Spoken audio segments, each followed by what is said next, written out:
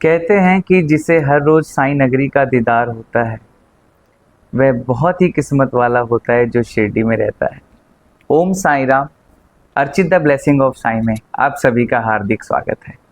और आज बाबा की असीम कृपा से हम फिर से एक बार साईं की नगरी शिरडी में हैं। और आज का जो पॉडकास्ट है वो बहुत ही स्पेशल होने वाला है, क्योंकि आज के जो हमारे गेस्ट हैं अतीसा जी, जो कि शिरडी से ही हैं और उन्होंने अपनी पूरी लाइफ बाबा को समर्पित की है। तो आइए मिलते हैं अतीसा जी से और उनका स्वागत करते हैं। ओम साईं से। अतीसा जी, सबसे पहले मैं जानना चाहता हूं कि आप अपने बारे में स्वयं हमारे दर्शकों को और साईं भक्तों को थोड़ा बताएं। अभी पॉडकास्ट की शुरुआत बाबा के आरती के एक श्लोक से करते हैं जी। करचरण कृतं वा कायजं कर्मजं वा श्रवणेन वा वानसं वा पराधं विहितं वा सर्वमेतत्क्षमस्व। जय जय करुणाद्वे श्री प्रभु साईनाथ, श्री सच्चिदानंद सद्गुरु साईनाथ महाराज की जय। सबसे प्रथम मेरा आपको और पॉडकास्ट देख रहे सभी साईं भक्तों को मेरा प्रणाम। अगर आध्यात्मिक यात्रा के होने के कारण अगर आप पूछेंगे कि मैं कौन हूँ, तो मैं चाहूँगा कि आप मुझे अतीसा के नाम से जानें। अतीसा के मायने हैं बाबा का एक अति साधारण भक्त। अतीसा। अरे वाह, बहुत ही गहरा मीनिंग में पूछने वाला था, क्योंकि आपका नाम जो इतना अट्रैक्टिव है, मतलब बाबा ने ही दिया होगा अगर ये नाम दे सकते हैं तो। जी। तो आपका जैसे स्पिरिचुअल जर्नी जो आप कह रहे हो, ये आपकी कब बचपन से ही स्पिरिचुअलिटी की तरफ रुझाव था, या फिर बाबा ने कब अपनी तरफ खींचा? अभी देखिए, मेरा इस दुनिया में आना ही बाबा का एक बहुत बड़ा चमत्कार है। मेरा शिरडी में जन्मा ये जीवन साईं बाबा का ही एक वरदान है। और अगर आप बचपन के बारे में पूछेंगे तो मुझे अक्सर ये लगता है कि, और ये सच भी है, कि शिरडी के बच्चों का बचपन बाकी दुनिया से थोड़ा अलग होता है। आप देखेंगे हमारी तो सुबह भी काकड़ आरती के मीठे स्वरों से होती है। बिल्कुल बिल्कुल। और रात्रि भी शेज आरती के शांति के साथ। और आपने पूछ ही लिया है, तो अगर मैं पीछे मुड़कर देखूं, मुझे मेरा 7-8 साल की उम्र का बचपन याद आता है। धीरज जी, आप जब शिरडी आते हैं, सभी साईं भक्त जब शिरडी आते हैं, तब आप देखते हैं दर्शन के लिए लंबी कतारें, गेट सिस्टम, सख्त व्यवस्थाएं। लेकिन हमारे बचपन के दिनों में ऐसी पाबंदियां, सख्त व्यवस्थाएं नहीं हुआ करती थी। पूरा मंदिर ही हमारे लिए खेलने के लिए मैदान हुआ करता था। देखा जाए तो मुझे याद आता है लेंडी बाग के वो पेड़, बूटीवाड़े की खिड़की के सामने वाली वो खाली जगह, ये हमारे लिए मैदान था। और मंदिर में बैठे हुए बाबा, ये हमारे लिए सिर्फ भगवान ही नहीं, हमारे लिए हमारे अपने घर के एक बुजुर्ग थे। तो उनकी वो जीवंत उपस्थिति बाबा की, लेंडी बाग की वो शुद्ध हवा, बूटीवाड़े की वो शांति मेरे रग रग में बसी हुई। और शायद यही कारण है कि बाबा ने मुझे उनका एक अति साधारण भक्त बना दिया। उस टाइम पे ये सब चीजें बहुत ओपन रहती थी, मतलब जी, बिल्कुल बिल्कुल। और उस टाइम शायद क्राउड भी इतना नहीं होता होगा ना? नहीं, क्राउड नहीं था इतना। मैं 90s की बात कर रहा हूँ।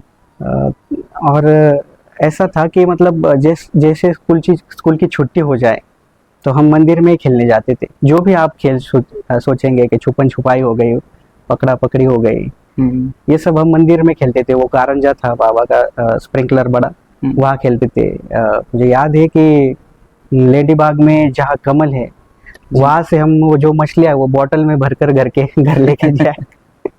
ऐसा था हमारा बचपन। ये तो जैसे बचपन की एक यादें हैं और एक बचपना होता है, जी। लेकिन उस टाइम पे क्या पता था कि मतलब ये जो अंदर बैठे हैं ये कौन है? नहीं, बाबा मैं बोला ना शक्ति। कि हाँ, बाबा को देखने की जो वो यात्रा थी हमारी, हम एक बड़े बुजुर्ग की तरह उनको देखते थे। देखते थे। बाबा का मतलब क्या है मैं आपको समझाता हूँ। बाबा को बाबा क्यों बोल, बाबा मतलब पिता, पिता, बिल्कुल। तो हम उनको पिता के जैसे देखते थे। हम्म, ऐसा नहीं, तो भगवान तो थे ही हमारे लिए, हम्म, हमारे ग्राम देवत थे। जी। हमारे मंदिर में बाबा की ही मूर्ति होती है। हम्म, अच्छा। बाकी देवों को हम बाद में पूछते हैं, पहले बाबा को पूछते हैं। वाह। जी। पॉडकास्ट शुरू करने से पहले और जब से मैं आपकी वीडियोस फॉलो कर रहा हूँ इंस्टाग्राम पे, यूट्यूब पे, तो मेरे मन में एक क्वेश्चन था कि मैं जब भी आपसे मिलूं, बाबा वो अवसर दें, तो मैं इस शॉल के बारे में जानना चाहता था। अ, ये शॉल मतलब देखिए, भारतीय आध्यात्मिक परंपरा जो कि मैं मेरे आध्यात्मिक यात्रा शुरू कर चुका हूँ, तो भारतीय आध्यात्मिक परंपरा में मुख्य रूप से दो रंग है, एक भगवा गेरुआ और एक सफेद। सफेद। तो भगवा रंग संन्यास का, वैराग्य का प्रतीक है। ये वो लोग पहनते हैं जो परिवार से, संसार से अपना नाता तोड़ चुके हैं, उन्हें त्याग चुके हैं। जी। जबकि मेरी ये यात्रा मेरे विवाह के बाद शुरू हुई।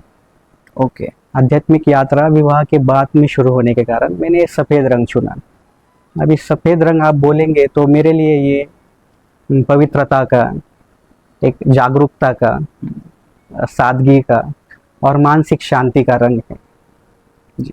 तो और ये शॉल मैंने जो ओढ़ी है, ये मुझे हमेशा याद दिलाती है कि दुनिया की चकाचौंध में मैं कोई बड़ा इंसान नहीं हूँ, नहीं मैं कोई संत हूँ या महात्मा हूँ या कोई ज्ञानी। मैं बस बाबा का एक अति साधारण भक्त हूँ, अतिसा हूँ। लेकिन जैसे हम वीडियो से पहले बात कर रहे थे कि आप बाय प्रोफेशन पहले आईटी में थे, हाँ जी। तो और वो छोड़ के एकदम से इधर आना, और जैसे फैमिली भी है पूरा, जी जी, तो मैं बहुत प्रैक्टिकल चीज़ पूछना चाह रहा हूँ आपसे, तो वो चीज़ें कैसे पॉसिबल होती हैं? मैं शुरू से शुरू करूँगा। जी जी, बिल्कुल बिल्कुल। हमारे घर का माहौल मेरे जन्म से पहले ही आध्यात्मिक रहा। हमारे दादाजी थे ना, वो इसके पीछे का कारण है सबसे बड़ा। मुझे याद है कि दादाजी हमारे बाबा के पालकी में, बाबा की रथ यात्रा में माइक से भजन गाया करते थे। और हर रामनवमी के उत्सव पर वो यहाँ से शिरडी पैदल जाकर कोपरगांव, वहाँ से गोदावरी का जल कावड़ में लेकर आते थे। ये और तब से चल रही तब से परंपरा? बहुत पुरानी है। हम्म। और समाधि को नहलाते थे उनके हाथ से। वाह। अभी तो जल लाके देना पंडित जी होता है, देते हाँ हैं। पंडित जी, पर मैंने देखा है सामने कि हमारे दादाजी नहला रहे समाधि को। तो इन सब चीज़ों को देखने के बाद स्वाभाविक है कि बाबा की भक्ति के प्रति मेरी बचपन से ही आसक्ति थी, एक अटैचमेंट थी। मेरा स्कूली जीवन में मैं बहुत होशियार रहा, ऐसा बोलना नहीं चाहिए, पर मैं वस्तुतः स्थिति जो है वो बताऊंगा। 10th 12 बोर्ड में मेरे काफ़ी अच्छे नंबर आए। मैं विज्ञान का विद्यार्थी रहा हूँ। नंबर अच्छे आने के कारण मेरा महाराष्ट्र के सबसे बड़े इंजीनियरिंग कॉलेज में दाखिला हुआ। हालांकि आईआईटी भी मिल रहा था, पर जो चाहे वो अपेक्षा थी वो ब्रांच नहीं मिल रही थी। उसके बाद प्लेसमेंट हुई मेरी अच्छी कंपनी में, इस देश की सबसे बड़ी आईटी कंपनी में जॉब किया मैंने। एक वेल सेटल लाइफ थी। पर अभी आप पूछेंगे कि जॉब क्यों छोड़ा, ऐसे आप पूछा। तो ऐसा है, दुनिया की नज़र में आप जिसे एक वेल सेटल लाइफ कहते हैं, मतलब अच्छी नौकरी, पैसा, बड़ी जॉब, गाड़ी, बंगला वगैरह, ये सब चीज़ें है ना, ये उतनी ज़िंदगी में शांति नहीं देती। ये उतनी सब, हम भौतिक सफलता के पीछे भागते हैं, सक्सेस के पीछे भागते हैं, लेकिन हम भूल जाते हैं कि उसके साथ स्ट्रेस भी आता है, तनाव भी आता है, एंग्जाइटी भी आती है, डिप्रेशन भी आता है। तो कुछ इस ऐसे ही मेरे साथ हो रहा था मेरे 5 साल के आईटी करियर में। मैं भीतर से टूट चुका था एकदम, और जैसे साल दर साल स्ट्रेस बढ़ रहा था, और ऐसा था कि बाहर से तो मैं ठीक दिख रहा था सबको लगता था कि हाँ एक वेल सेटल्ड लाइफ है इसकी। बाकी जो रिश्तेदार के बच्चे हैं, वो रिश्तेदार कहते थे कि हाँ इनके जैसे बनना है तुम्हें बेटा। पर मैं क्या बताऊँ उनको कि क्या क्या चल रहा था मेरे साथ। और ये स्ट्रेस धीरे धीरे इतना बढ़ गया कि वो दिन आ गया कि मैं बताऊँ आपको, मेरा जो तनाव था वो जीवन के चरम सीमा तक पहुंच गया, अंदर से पूरा टूट चुका था। तो मैं शिरडी आ गया, घर आ गया और बाबा के मंदिर गया, दर्शन किए उनके। अक्सर लोग ये सोचते हैं कि बाबा का दर्शन कर लिया सब पीड़ा फिर दूर हो जाएगी, सब अच्छा हो जाएगा। पर सच कहूँ तो मेरे साथ ऐसा कुछ नहीं हुआ उस दिन।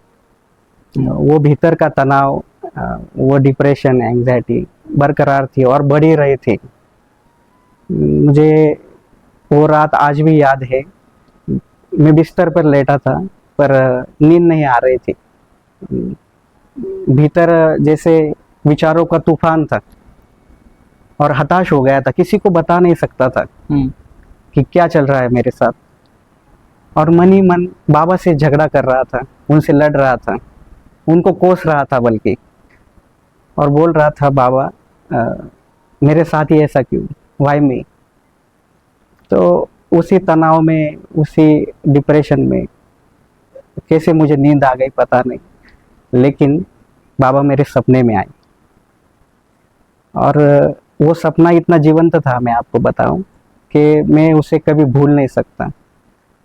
मैंने देखा कि मैं एक छोटे लाचार बच्चे की तरह बाबा की गोद में लेटा हुआ हूँ और बाबा मेरे सर पर उनका हाथ सहला रहे हैं, जैसे एक पिता अपने परेशान बच्चे को राहत देता है, वो टेंशन में होता है तब, ठीक है।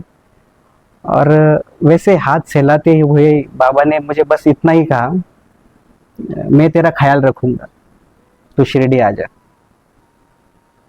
तो जब मैं नींद से उठा तो जो मेरे भीतर का भारीपन था, डिप्रेशन था, एंग्जाइटी थी, वो सब जा चुका था। बाबा के वो स्पर्श में मुझे आज भी याद है कि मेरा वो सारा तनाव, वो सारी पीड़ा जैसे पिघल रही थी। मैं बताऊँ आपको, मैं रात में ही उठ गया था। तो उस समय मुझे लगा, मैंने महसूस किया कि दुनिया की कौन सी भी वेल सेटल्ड लाइफ मुझे वो सुकून नहीं दे सकती जो सुकून मुझे उस वक्त बाबा की गोद में मिला था। और वही क्षण मेरे लिए जीवन का वो टर्निंग पॉइंट बन गया कि मैं एक प्रोफेशनल से एक अति साधारण अति सा बन गया। मैं पूछना चाहूंगा भाई कि मतलब इतना उस टाइम पे शायद आप 25-26 साल के रहे होंगे और पुणे में थे शायद आप तब। हाँ, पर 28। इतना हाँ, डिप्रेशन, इतना एंजाइटी किस चीज का, मतलब वर्कलोड या फैमिली प्रेशर, किस वजह से ये इतना? अभी जो भी आईटी जॉब में है या जो भी वो रिलेट करेंगे, ओके, उसमें टारगेट होते हैं सर कि देखिए कि मतलब आपको वो करना ही इतना अचीव करना ही करना है। और एक पॉलिटिक्स भी होता है। जी जी जी बिल्कुल, ये तो हर फील्ड में है देखा जाए तो। और हम मेरा जैसा बचपन गया, मैं इनोसेंट था बिल्कुल और इंट्रोवर्ट, मतलब अपनी बात अपने तक ही रखता था, दूसरों को बताता नहीं था कि इसने मेरे साथ गलत किया। तो ये कुछ चीजें थी, तो वो अपने अंदर। और जो ये देख रहे हैं हम, बहुत लोग डिप्रेशन में जा रहे हैं। और ये मेरा मतलब मैं बताऊंगा कि मतलब ये क्या बहाना नहीं है कि आप जॉब छोड़ के आइए और ये किए। ये भी बताऊंगा क्यों मैंने ये बहुत सोच समझ कर मैंने निर्णय लिया कि क्या करना है, बता सकते हैं क्यों ऐसा करना पड़ा। और ये जो भी पॉडकास्ट होगा तो वो मैं चाहूंगा कि सिर्फ बड़े नहीं, बिल्कुल बच्चे भी सुने जो आप कॉलेज में हैं, जो ये देख रहे हैं, उनको इससे कुछ सीख मिले। शायद बाबा चाहते हैं कि आप ये सुने। मतलब आपको जीवन बहुत हल्का होता है, मैं पहले बताऊं। सारा जो बोझ है वो हमारी इच्छाओं का है। बिल्कुल बिल्कुल। और इच्छाएं कभी खत्म नहीं होती। मैंने देखा है, आपने भी देखा होगा, बहुत से सेलिब्रिटीज मंदिर में आते हैं। चलिए मैं एक उदाहरण ही देता हूँ। आप सभी दर्शक, सभी साई भक्त, आप धीरज जी भी, आंख बंद करिए और आपके ड्रीम के बारे में सोचिए कि आप क्या पाना चाहते हैं अगले 5 साल में। मैं आपको 10 सेकंड का वक्त देता हूँ, आप सोच लीजिए आप अभी ये है और 5 साल के बाद आप खुद को कैसे देखते हैं।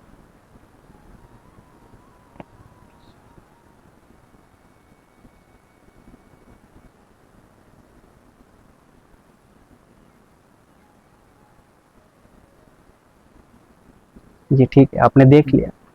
अभी मैं आपको पूछता हूँ कि आपने जो भी अपनी अ, एक कृति, एक इमेज, जो छवि आपने मन में बनाई है, वो अभी किसने अचीव की रखी है क्या?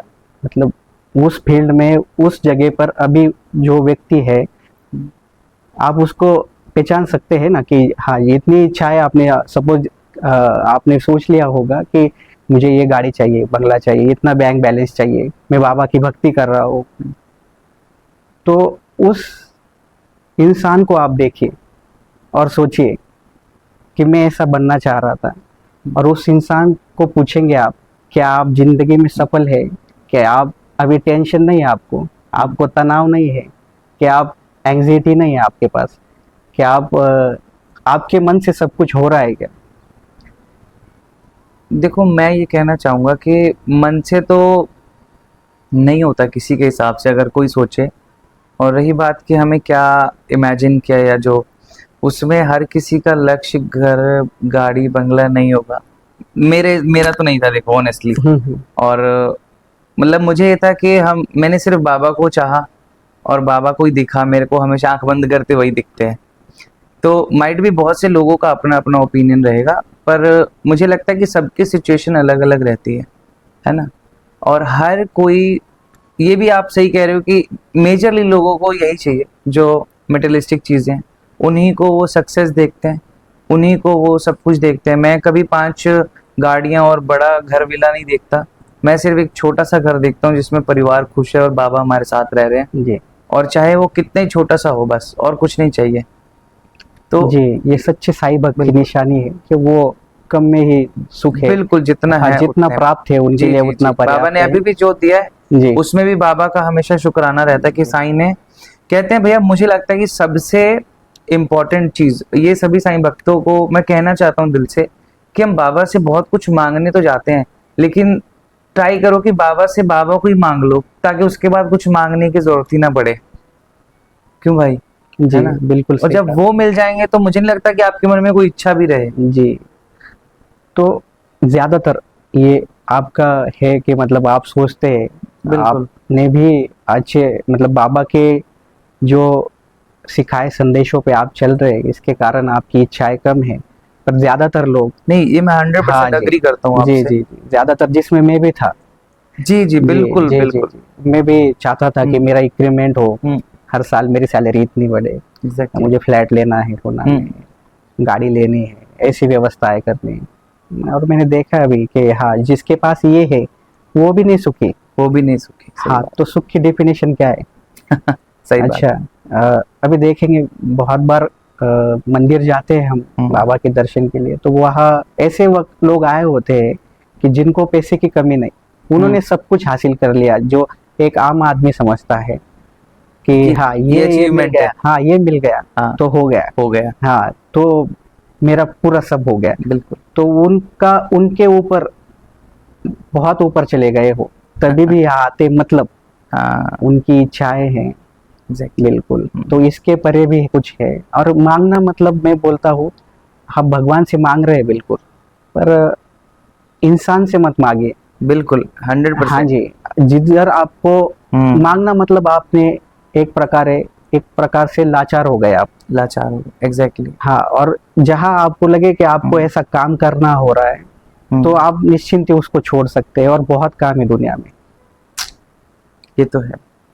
तो ऐसी सोच थी मेरी। और अ, जब पता चलता है कि मटेरियलिस्टिक चीजें हमको सुख नहीं दे सकती, और एक उदाहरण देता हूँ मैं ऐसे। अ, दुनिया का समय सबसे अमीर आदमी, क्यों, हमारे देश का सबसे अमीर आदमी पकड़ लीजिए, हम्म उसका मेन गोल क्या है? सुख, शांति और हेल्थ। ठीक है। हम्म अगर तराजू हुआ, ऐसा वेइंग स्केल हुआ कि उसको नाप सके, हम्म तो उसकी सुख शांति, और एक जो साधु संत है हमारे, जो अब तक हो गए, अब के नहीं बोलूंगा मैं, पर जो अब तक हो गए उनमें से कोई भी साधु संत पकड़ लीजिए, उनकी सुख शांति एक पलड़े में रखेंगे और दुनिया के सबसे अमीर आदमी की सुख शांति एक पलड़े। आप बताइए कौन सा भारी होगा? मुझे लगता है वो अपने सुख के लिए उनके शरण में आएंगे। हाँ जी। और बाबा ऐसे है कि बाबा का उनका खुद का नाम भी नहीं है, उनका नाम भी दिया हुआ है। दिया, क्या बात है, सच बात है। और कपड़े उनके फटे रहते थे। आप आज भले ही उनको करोड़ों का दान आ रहा है, आप मंदिर पे देखेंगे सुनहरा कलश, हाँ, पर बाबा का रहन सहन इतना साधारण था कि उनका नाम भी उनका खुद का नहीं, जो कपड़े थे वो भी फटे हुए पहनते थे, और खाना भी ऐसा खाते थे कि मतलब कुछ भी मुंह नहीं उनको, सब जो भी भिक्षा मांग के लाए वो सब मिक्स कर लेते थे।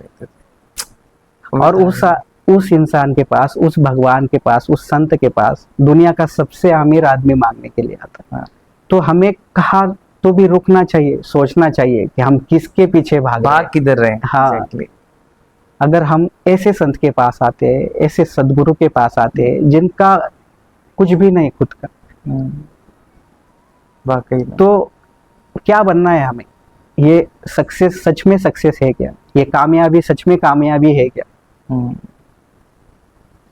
तो ये इसका गहन अध्ययन किया और मैंने फिर फैसला लिया कि बाबा को समर्पित करना है अभी।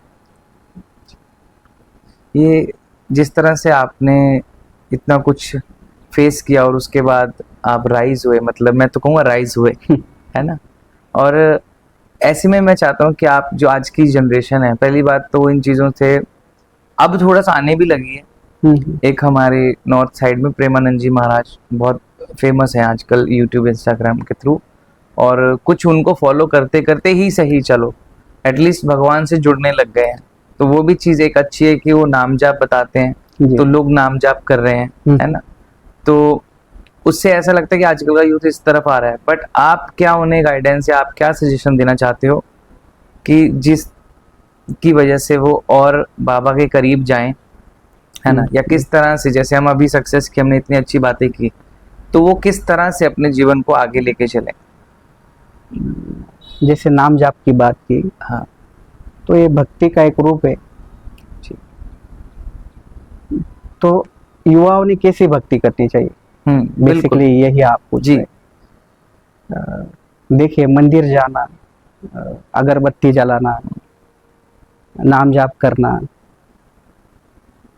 बाद में भजन करना, उनकी कथाओं को स्मरण करना, तो ये भक्ति नहीं है।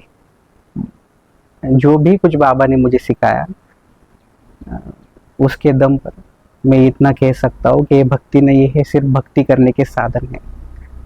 और अध्याय 21 में श्री अनंतराव पाटनकर जी और नवविधा भक्ति, भक्ति के 9 रूप, इसका वर्णन है। तो भक्ति के प्रकार बता दूं मैं उसमें जो भी लिखे। तो सबसे पहले आएगा पाद सेवन। पाद सेवन मतलब भक्ति के चरणों की सेवा। अपना जो भी आराध्य है, साईं बाबा है, उसमें हमको उनकी चरणों की सेवा करना होता है। बाद में आएगा अर्चना, जैसे हम घर में करते हैं कि सब पूजा सामग्री ला ली, अगरबत्ती वगैरह, और हमारे इष्ट की, साईं बाबा की पूजा करना, उसको कहेंगे अर्चना। स्मरण एक आएगा, जैसे आपने प्रेमानंद जी महाराज है, तो नाम जाप करना, प्रभु का नाम जाप करना मतलब स्मरण आ गया। श्रवण आ गया। श्रवण मतलब जिसमें हम बाबा की लीला, बाबा की जो लीला है सुनते हैं, हाँ सुनते हैं, उसको श्रवण कहेंगे। फिर कीर्तन, हाँ जी, कीर्तन आएगा, जिसमें हम बाबा के जो भजन है वो प्रेम से गाना, सिर्फ गाना नहीं, प्रेम भाव से गाना। इसका भी श्लोक है पर बहुत लंबा हो जाएगा। नहीं, आप बताइए। हाँ, बाबा ने सच्चरित्र में लिखवाया है माडपंथ जी से, काय से भजन प्रेमाविन, वाचने पोथी अर्थाविन, या उपड्या घड्यावर तोय ओतले, ऐसे जहाले सकळ। मतलब प्रेम बिना भजन, बिना प्रेम के भजन गाना व्यर्थ है।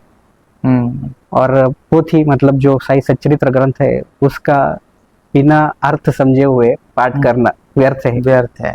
वो इस जैसा है, काय से भजन प्रेमाविन, वाचने पोथी अर्थाविन, या उपड्या घड्यावर तोय ओतले, ऐसे जहाले सकळ। मतलब घड़ा अगर उल्टा रख दिया और उसके ऊपर पानी डाला तो घड़ा भरेगा क्या? तो उसके जैसा ही है। हम्म। बहुत लोग मिलते हैं, बोलते हैं हमने इतनी बार सच्चरित्र बोलते पढ़ इतनी लिया बार पढ़ा है, हाँ हाँ, ये इतना, बहुत बार होता है, हाँ कितना पढ़े ये और फिर विषय एक अभी चीज, लंबा चल रहा है हाँ, तो मैं नहीं नहीं चाहूंगा बिल्कुल। कि आप दर्शक रहे साथ में। अ, अक्सर मुझे मिलते हैं लोग जो भी फॉलोअर है। हम तो बाबा का नित्य पाठ करते हैं 7 दिन में, साई सच्चरित्र नहीं तो हाँ वह एक दिन का पाठ करते हैं, हाँ एक दिन का सच्चरित्र साई पारायण सच्चरित्र करते हैं। पूरा पारायण कर दिया, पर बहुत दिक्कतें आ रही है भाई, आतिशा जी बहुत दिक्कतें। तो मैंने बोला एक दिन कि चलिए बैठिए कि मेरे सामने करिए पाठ। तो रेलगाड़ी के डब्बे कैसे भागते हैं, हम्म। वैसे जल्दी जल्दी। हाँ हाँ वैसे पाठ किया उन्होंने, इतने जोर से शुरू किया। ये ऐसा हो गया कि जो बच्चा स्कूल में पढ़ता है ना कि हम हाँ उसने ABCD आई सीख लिया, और उसको कहाँ भी लेके जाके हम बोलते हाँ ये दुकान सुनो। का नाम पढ़ ले बेटा, हाँ तो उस दुकान का नाम पढ़ के कुछ फायदा है क्या उसको?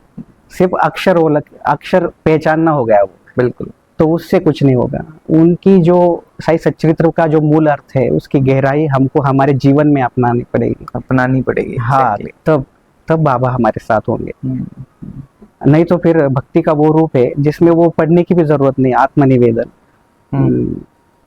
उसमें कुछ भी पढ़ने की जरूरत नहीं। जो बाबा के जो अंतरंग भक्त थे, श्यामा जी हो गए, बाईजा माँ जी हो गए, मालसापति, मालसापति हो गए, मेघा हो गए, मुक्ताराम हो गए, पर ये आत्मनिवेदन करते थे। इसमें ऐसा है कि हमें सरल हो जाना होता है, कुछ पढ़ने की जरूरत नहीं। सरल मतलब जैसा नवजात शिशु होता है ना, उतना सरल। मतलब अभी एक IT इंजीनियर होना सरल है, आप जैसे आपका काम करते हैं कोरियोग्राफी का, वो करना भी सरल है, पर सरल होना सरल नहीं है। सरल होना सरल नहीं, ये बात सच कह रहे हो। हाँ तो वो होना पड़ता है, और उससे आप एकदम पास में आ जाते हैं बाबा के। जितनी भी समाधियां बनी भक्तों की साई मंदिर के अंदर, वो सब आत्मनिवेदन का भक्ति का रूप है। आप अंदर देखेंगे बाबा के जी जी, समाधि, अब्दुल बाबा, हाँ जी हाँ जी, जितने भी होंगे सभी जो भी है वो आत्मनिवेदन, उसमें कुछ नहीं। आप अनपढ़ भी होंगे तो आपने भक्ति में PhD कर ली सरल होने से, ऐसा है। इसको हम आत्मसमर्पण भी कह सकते हाँ हैं। समर्पण, पूरी तरह पूरी तरह से, जी जी, मतलब ना इधर का पता ना इस ग्रंथ का पता, कुछ नहीं पता, कुछ नहीं पता, बस ये पता है कि ये है सब, बाकी कुछ नहीं। और कहेंगे तो एक वंदन भी है जो मंदिर में जाकर हम करते हैं। हाँ नमस्कार करते, नमन करते हैं, तो वंदन हो गया। दास्य एक आता है, कुछ लोग दास नाम लगाते हैं खुद के पीछे, जैसे दास गणु जी हो गए। जी जी जी, हाँ जी, तो भगवान को हाँ उनका दास समझना, उनकी हर तरह से सेवा करना, वो गया दास्य। आत्मनिवेदन के बारे में तो बताए। और एक होता है सख्य, दोस्त, हाँ जी, मित्र मान मित्र मान, जो श्री कृष्ण जी और अर्जुन जी जैसे मित्र थे। और सख्य का मतलब हमेशा मित्रता ही नहीं आएगी, हम बाबा को हमारे माता पिता भी समझ सकते हैं। बिल्कुल बिल्कुल। और बहुत से लोग ऐसी सेवा कर रहे हैं कि वो उनको माता पिता मानते हैं, खुद खाने से पहले उनको निवाला देते और उनसे लड़ते झगड़ते भी है। बिल्कुल सच है, बिल्कुल सच है। मुझे लगता है जो प्यार करता है ना वही लड़ सकता है जी, पर ये भक्ति नहीं है। ये जो अब तक बात हुई, जितनी भी मेरी थोड़ी बहुत साधना हुई है 7-8 वर्ष, ये भक्ति नहीं, ये सिर्फ भक्ति के साधन है, साधन है। आप पूछेंगे तो कैसे कैसे करने, युवाओं के लिए कैसे भक्ति करनी, तो देखिए कि आप 10 घंटे अगर नाम जाप कर रहे हैं, सोचिए नाम जाप किया आपने बहुत घंटों तक कथा में बैठते हैं लोग अभी, हाँ ठीक है, कुछ लोग मंदिर चले जाते हैं, आरती के लिए रुकते हैं, पर मन में भाव क्या रहता है, मन उधर इधर भटकता रहता है, जो भी 100 तरह के थॉट्स होते हैं। तो 10 घंटे अगर मैंने भी माला जाप किए, घंटों तक माला जाप किए, तो और करता भी हूँ, तो अगर आप 10 घंटे माला जाप कर रहे, उसमें से 10 मिनट के लिए आपके दुनिया से तार टूट जाए और साई से तार जुड़ जाए 10 मिनट के लिए, तो वो क्षण भक्ति है। सोचिए अगर नाम जाप भी कर रहे हैं आप या आरती कर रहे, उसमें से कुछ पल के लिए आप दुनिया को भूल जाए और साई में लीन हो जाए, आपको कुछ भी नहीं पता, सब ब्लैंक, सिर्फ साई दिख रहे, उनके शरण में आप, तो वो क्षण भक्ति है। और जैसे बोला आपने बाबा परीक्षा लेते, तो अक्सर ऐसा देखा गया है, बहुत सी कहानियां यूट्यूब पे भी बहुत एक्सपीरियंसेस है। और सिर्फ बाबा की नहीं, जो भी भगवान आज तक हुए, जिनके भी इष्ट जो भी हो गए, कब भगवान प्रसन्न होते हैं? तो जब हमारे मन से आर्त भाव से जब आवाज निकलती है, जब सिर्फ हमारे मन में बाबा ही होते हैं, वो क्षण भक्ति का, तो वो सुनते हैं। आप देखेंगे कि दुनिया में कितनी लैंग्वेजेस है, सैकड़ों। बिल्कुल। और मैं सिर्फ हमारे हिंदू धर्म के बारे में नहीं बात करूंगा, सभी धर्म। तो कब भगवान को वो सब लैंग्वेजेस पता है क्या? आप कौन से लैंग्वेजेस में उनको पूछ रहे हैं, क्या प्रे कर रहे हैं?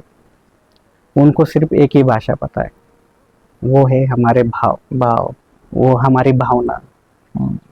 उनको यही पता है कि हमारे अंदर से क्या भाव, चाहे वो क्रिश्चियन भी हो और वो अमेरिका में भी हो, ऐसा नहीं कि भारत की धरती पर ही। बिल्कुल। अगर हमारे अंतर्मुख से वो आवाज निकलेगी, और वो कब निकलती है क्यों नहीं पता लोगों को, भक्ति कब निकलती है? जब एकदम सब कुछ खत्म हो जाता है। मतलब क्या, हम खुद को भूल गए। जिस वक्त समर्पण, जिस वक्त हम खुद को, समर्पण के भी 4 चरण है, समर्पण के 4 अक्षर,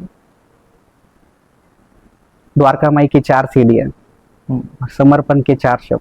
अब वीडियो बहुत लंबा खींचेगा, कोई बात। तो एकदम सीधे शब्दों में बताना होगा, संक्षिप्त में बताना होगा कि जब हमारी बुद्धिमानी, अहंकार और उपाधियों को जब हम त्याग करके बाबा के शरण में जाते हैं, तब वो आर्त भाव से आवाज निकलती है और उन तक पहुंचती है। नहीं तो ये कर्म कांड हो गए कि आप भक्ति माला जप रहे, बिल्कुल पूजा कर रहे, अगरबत्ती दिखा रहे, मन है ही नहीं वहाँ। हाँ, मन है कि जल्दी ऑफिस जाना है। और ये कैसे कर रहे, जैसे ब्रश करते हैं क्या? बिल्कुल। तो वैसे हम अगरबत्ती दिखाते हैं, जैसे रोज का काम है। तो भक्ति उस क्षण का नाम है जिस पल आप दुनिया को भूल जाएंगे और बाबा में लीन हो जाएंगे। तो उस क्षण का, और ये मैं नहीं बोलूंगा कि मुझे 7-8 साल आराधना करने पर ये पता चला, बहुत लोगों के एक्सपीरियंस है। और इवन आप महाभारत में भी देखेंगे कि द्रौपदी जब उस क्षण पे आ गई, चीरहरण के टाइम पे ना, चीरहरण के टाइम, कि सब गुरु बैठे, बड़े बड़े गुरु बैठे, द्रोणाचार्य, भीष्म पितामह, उनका उदाहरण देते हैं हमारे, वो भी हस्तक्षेप नहीं कर सकते। उसको पता चल गया अभी मुझे कोई भी बचा नहीं सकता। जब हम जान लेते हैं कि ये बस एक मालिक ही है और वो एक ही है, वही हमें बचा सकता है, उस समय वो तार हमारे उनसे जुड़ जाते हैं और प्रभु तब लीला करते हैं। नहीं तो आप 1000 बार पारायण कर लीजिए, पर उसका अर्थ नहीं समझा। अब मैं बोलूंगा पारायण करना भी अच्छी बात है, ऐसी बात नहीं कि वो गलत बात है, पर ये पहला चरण हो गया समर्पण का। ठीक है, सुंदर, बहुत अच्छे से आपने ये चीज बताई। मुझे लगता है सभी भक्तों को भी बहुत अच्छे से समझ आया होगा। अभी जैसे हम तीसरा जी सच्चरित्र की बात कर रहे हैं, मैं चाहता हूँ कि सच्चरित्र में कोई एक, वैसे तो देखो बाबा की वाणी है, वो तो पूरी बाबा ने लिखी हुई, सभी इतनी अच्छी है, मतलब उनके बारे में जितना बोले उतना कम है। पर जैसे आपकी भी वीडियोस में हमने देखा कि आप सच्चरित्र को लेके बहुत अच्छी अच्छी चीज़ें बताते हैं, तो मैं चाहता हूँ कोई एक ऐसा चैप्टर जो आपके मतलब बिल्कुल हिट हुआ हो दिमाग को या दिल में बैठा हो, और जिसकी एक स्टोरी, जिससे आपने कोई सीख खुद ली हो और वो हमारे दर्शकों तक पहुंचाना चाहते हो। तो सभी अध्याय का अपना अपना महत्व है, बिल्कुल सब बाबा का ही लीला है। पर अगर आप मुझसे पूछेंगे कि जिस एक अध्याय ने मेरे जीवन पर असर किया, तो वो अध्याय है, वो सिर्फ अध्याय नहीं, वो बाबा का मेरे लिए सीधा तौर पर आदेश था। बात पुरानी नहीं है, 4 दिसंबर 2025 गुरुवार की है।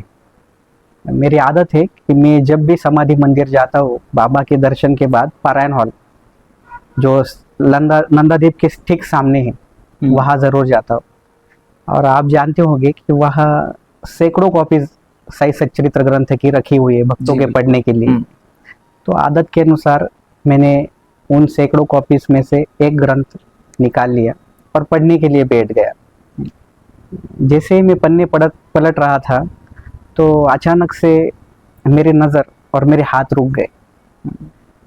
तो वहाँ किसी भक्त ने उस पन्ने पर बाबा की एक छोटी लैमिनेटेड तस्वीर रखी हुई थी, जो डी नारोय की पेंटिंग है द्वारका माई में। जी जी। हाँ, उसकी copy, black and white copy, छोटी छोटी तस्वीर थी एकदम।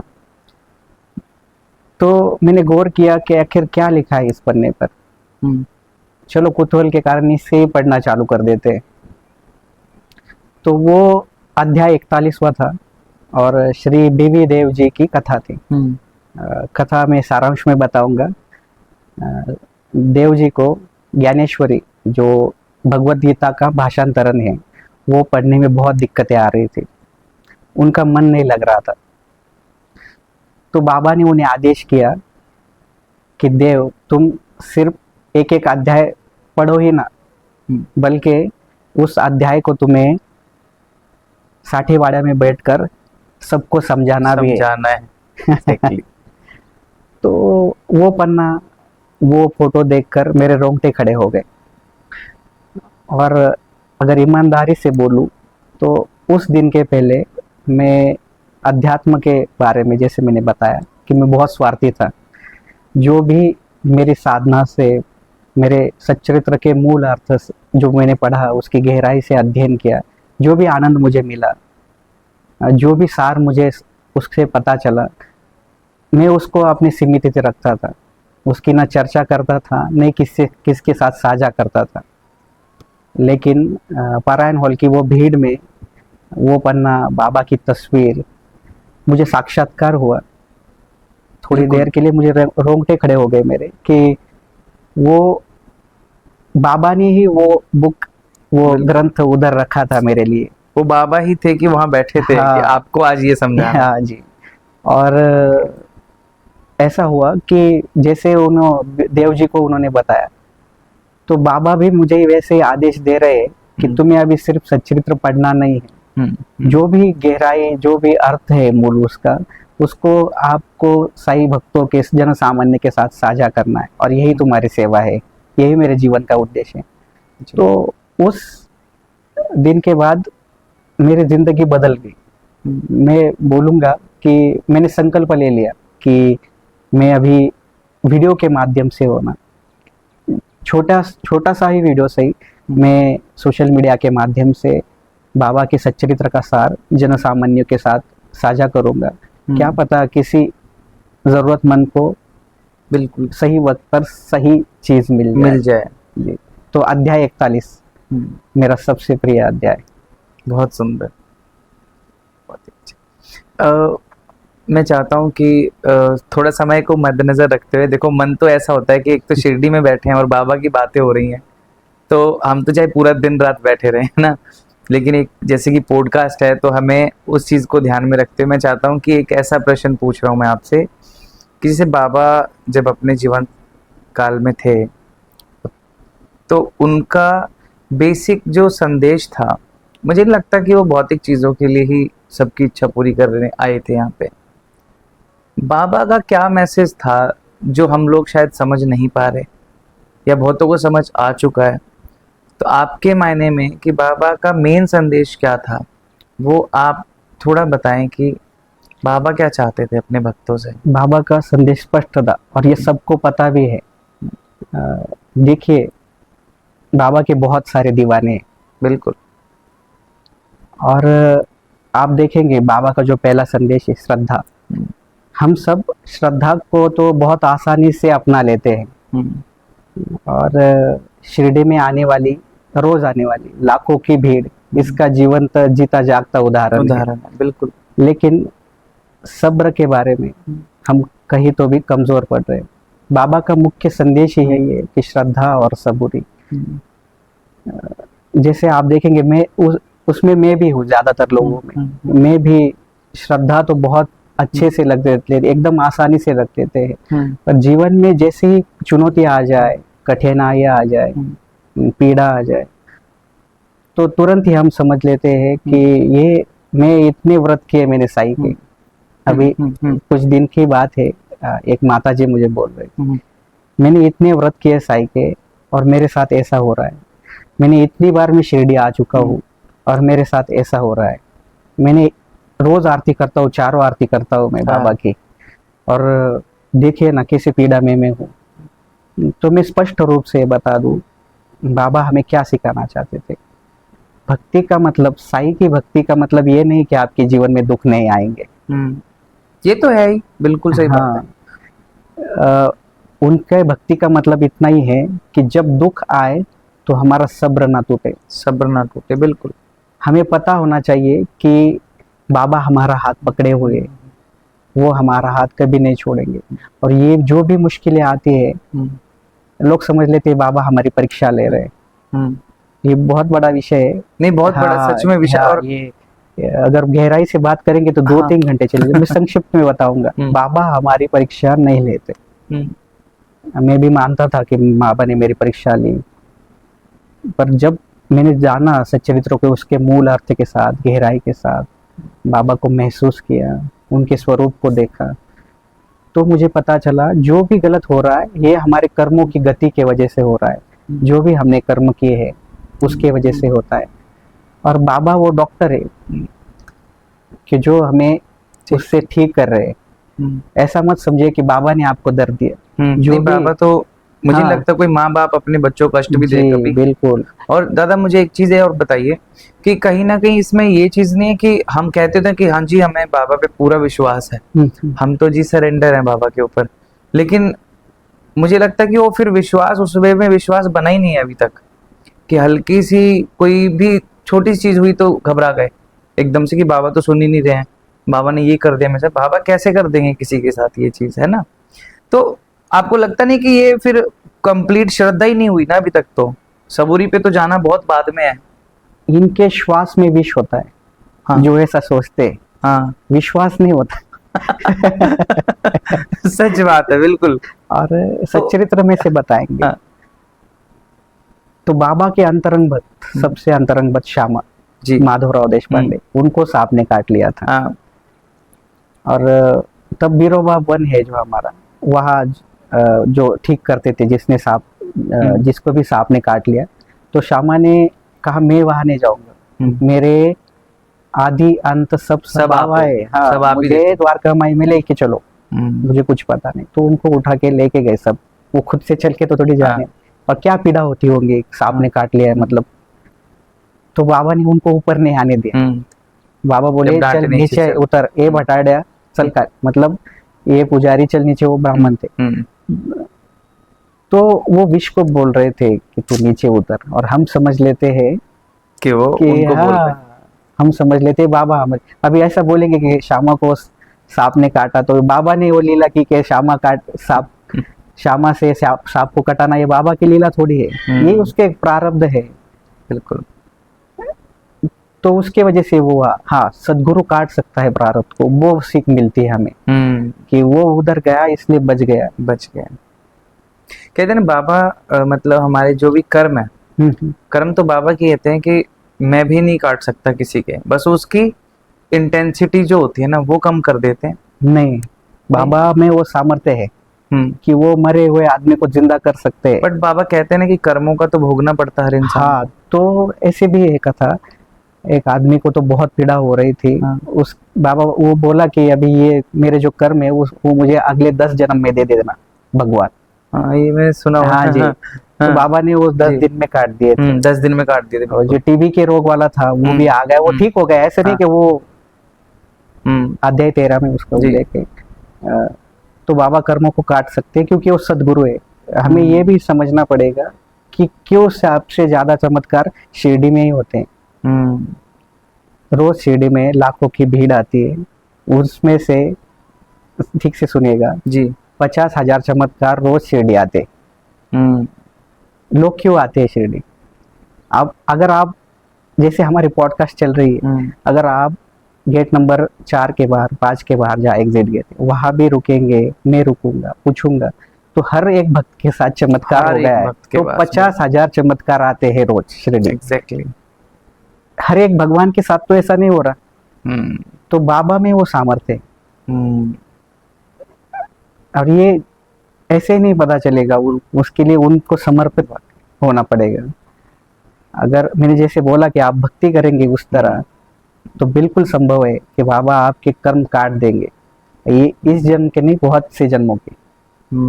और ऐसा नहीं है कि फिर आप उसके बाद कुछ भी करिए, जैसे स्नान कर लिया पवित्र नदी में और आपके कर्म अच्छे हो गए, फिर से जाके स्नान कर लिया ऐसे नहीं। नहीं, ये तो और जब चरित्र बदलता है, मेरे अभी की एक वीडियो है, जब खुद का चरित्र बदलेगा तभी हम बाबा का चरित्र समझ पाएंगे। और हेमाड पंत जी के बाद साथ भी वैसा ही हुआ, जब Exactly. उनका खुद का चरित्र बदला तब वो लायक बने चरित्र लिखने के। तो समर्पण भाव में खुद का चरित्र बदलना भी जरूरी। बहुत सुंदर।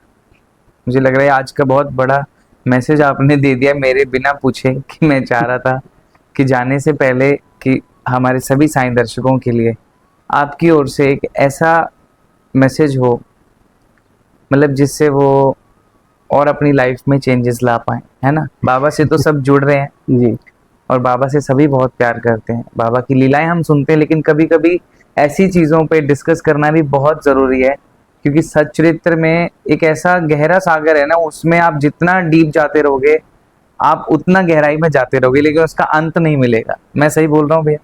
जी बिल्कुल सर।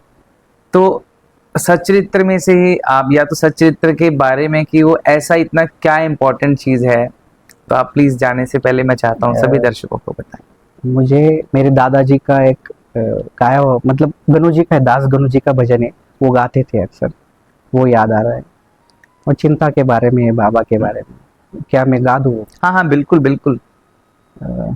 चिंतेची वारीता चिंतामणी, चिंतेची वारीता चिंतामणी, गुरु भक्ती ठाई जो का एक निष्ठ, गुरु भक्ती ठाई जो का एक निष्ठ, त्रिलोकी तो श्रेष्ठ गणो मने, त्रिलोकी तो श्रेष्ठ गणो मने, गुरु कामधेनु गुरु कल्पतका, गुरु कामधेनु गुरु कल्पतका। इसमें से जो अर्थ लिया साई सच्चरित्र में, मेरी शैली में बताऊंगा मैं, अतिशा की शैली में, कि चाहे जीवन में कितना भी बुरा समय चल रहा हो, कितनी भी चिंता है, हमें अपने मन को शांत रखना चाहिए, क्योंकि जब अच्छा समय आता है तो परिस्थितियां बदलने में देर नहीं लगती। और एक संदेश है कि कितनी भी भयावह स्थिति आ जाए, कितनी भी भयावह स्थिति आ जाए, हमें अपने मन को समझाते रहना है कि सब अच्छा होगा। प्यारे बाबा है ना, श्री साईनाथ हमारे, वो सब अच्छा करेंगे, सब मंगल करेंगे, और ये बुरा वक्त है ना, ये जल्दी ही गुजर जाएगा। अगर आप ऐसे कहेंगे तो कुछ पल नहीं बीतेगा और आपकी सारी पीड़ा, सारे दुख दर्द मिट जाएंगे। बहुत ही ज़्यादा अच्छा लगा अतिशा भाई आपसे मिलके, और ढेर सारा धन्यवाद और प्यार आपको कि आपने ये स्पेशल टाइम निकाला शिरडी में हमारे लिए। ये बाबा के लिए ये टाइम मेरा पूरा। बिल्कुल बिल्कुल जी, थैंक यू सो मच। ओम साई राम। ओम साई राम, ओम साई राम। आप सब ने अभी सुना, मैं इस चीज़ को चमत्कार नहीं कहूँगा आज, मैं कहूँगा कि हाँ, एक ब्लेसिंग थी बाबा की, कि आज हमारे साथ बाबा के एक ऐसे भक्त जुड़े जिनसे आपने भी डेफिनेटली बहुत कुछ सीखा होगा। हम सब कहते हैं कि डेली एक चैप्टर तो एटलीस्ट पढ़ो, पर मैं ये कहूँगा कि आप सिर्फ एक पेज ही पढ़ो, पर पढ़ना मतलब रीडिंग करना नहीं, आप उसको अपने जीवन में उतारो, तो उस चीज़ का वाकई महत्व समझ आएगा। और जैसे हम सभी कहते हैं कि साईं का कंप्लीट मीनिंग क्या है, तो हम सब बोलते हैं साईं, साईं मतलब साक्षात ईश्वर, है ना।